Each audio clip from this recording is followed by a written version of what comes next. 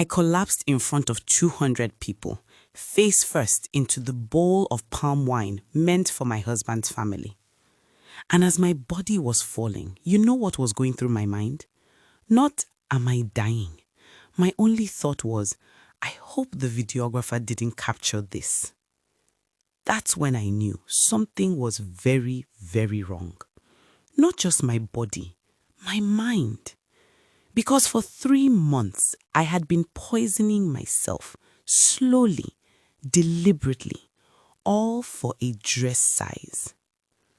It started the day I went to try on my wedding dress. Custom made, ball gown, corset back, ₦500,000 naira deposit. The seamstress tried to zip it up. It wouldn't close.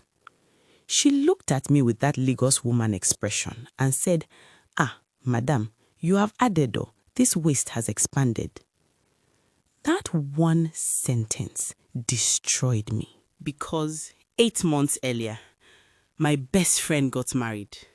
Her wedding was everywhere. Instagram, TikTok, the hashtag trended for 2 days, and she wore a size 8 dress. Snatched waist, flat stomach. Everyone talked about her body. I was at that wedding. I smiled.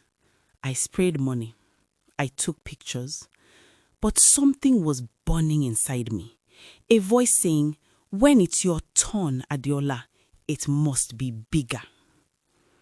That voice is the thing that nearly killed me.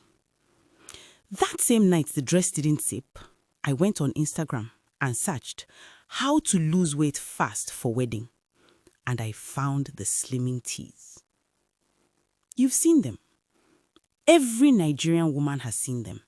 Flat tummy in 14 days. Lose 10 kg without exercise. Did I research what was inside? No. I just transferred money. I ordered 3 different brands just to be sure. What I didn't know is that the main ingredient in those teas is Senna. You're not losing fat. You're losing water. You're dehydrating your organs. And your heart starts to struggle. But I didn't know any of this. I just saw my stomach getting flatter and I thought, it's working. Along with the tea, I stopped eating. Salads, boiled eggs, and prayer. That was my diet. My colleagues at work noticed. Adeola, why are you not eating? I would laugh. Wedding body loading. They would laugh with me. Nobody saw what was really happening. My body was keeping score. I was tired all the time. Headaches became my daily companion. My period disappeared for 2 months straight. Did I see a doctor? No. I told myself, after the wedding, I'll rest. But my body wasn't planning to wait for the wedding. And the thing is, the weight I was carrying wasn't just physical. My mother, the moment I got engaged, turned into a wedding general. She came to my house with 3 notebooks, decoration ideas, vendor strategy, a guest list of people she didn't even like, but they must come and see. She said, Adeola, your wedding must be the talk of this town for 10 years. I tried to suggest something simple. She looked at me like I had insulted our bloodline. Simple? Simple? After I carried you for 9 months? After I prayed and fasted for this day? That conversation was over. Then came Aunty Risikat, my mother's older sister, who declared herself the caterer. No discussion, no negotiation. Her jollof rice was 1990 formula. Her small chops hadn't changed in 30 years, and she served everything in silver foil trays. Meanwhile, my friend's wedding had food stations and a chocolate fountain. I tried to compromise. Auntie, what if you handle the engagement food and we hire someone else for the reception? She looked at me like I had slapped our ancestors. My mother pulled me aside. Just let her do it. Family peace is important. So now I was managing my mother's expectations, Auntie Risikat's Igbo, my own obsession with being better than my friend, vendor coordination, slimming teas, starvation, and 3 hours of sleep a night. Something was going to break. 2 weeks before the traditional introduction, I fainted at work, right in front of my manager. They rushed me to the hospital.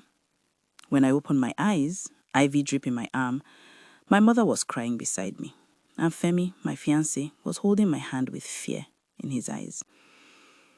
The doctor came in, a woman, direct. She looked at my chart and said, "You are severely dehydrated. Your potassium levels are dangerously low. Your blood pressure dropped. That's why you fainted."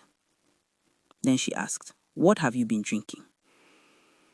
I hesitated. Then I told her about the slimming teas. Her face changed. She sat down, looked me in the eye, and said, "Slimming teas do not burn fat. Crash diets do not give you sustainable results. Your body is not your enemy, it's trying to carry you through life. But when you starve it, poison it, deprive it of sleep, it will collapse, and it does not care if it's your wedding day." She discharged me with strict instructions. Eat, hydrate, rest, stop the teas. My introduction ceremony was in 5 days. Did I listen? I reduced the tea, but not stop it. I ate a little more, but not enough. And rest? How could I rest when the vendors were waiting? The day of the introduction came. I woke up dizzy. I ignored it. My makeup was flawless. My asoke was stunning. I looked like a queen. The event started beautifully. The families were bonding. Music was playing. Then came the moment I was supposed to serve palm wine to Femi's father. I stood up, picked up the tray, started walking. The room started spinning. My legs turned to water. The last thing I heard before my face hit that bowl of palm wine was my mother screaming, "Adeola!"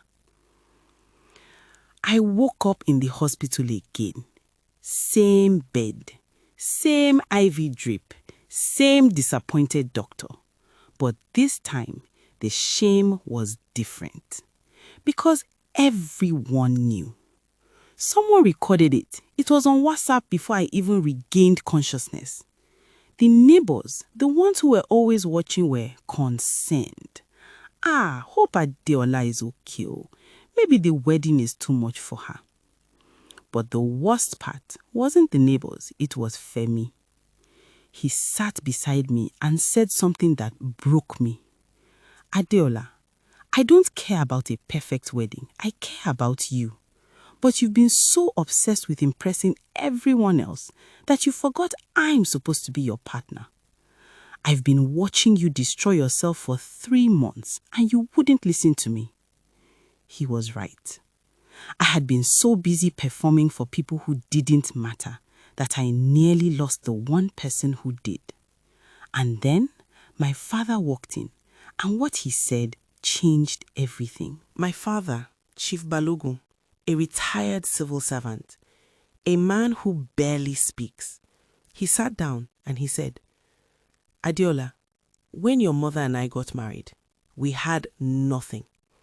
We couldn't afford a hall. The wedding was in my father's compound. The food was cooked by family. No DJ, just someone with a radio and speakers. But your mother was healthy. She was present. She was happy. That's all that mattered. 50 years later, I don't remember the decorations. I remember her. I remember our first dance. I remember her laughter. Don't sacrifice your health for a day. Your marriage is longer than your wedding." That day, I made a decision. I threw away every slimming tea. I called my seamstress and said, "Let out the dress. Make it fit my body, not some imaginary body I've been torturing myself toward." She laughed and said, "Madam, finally."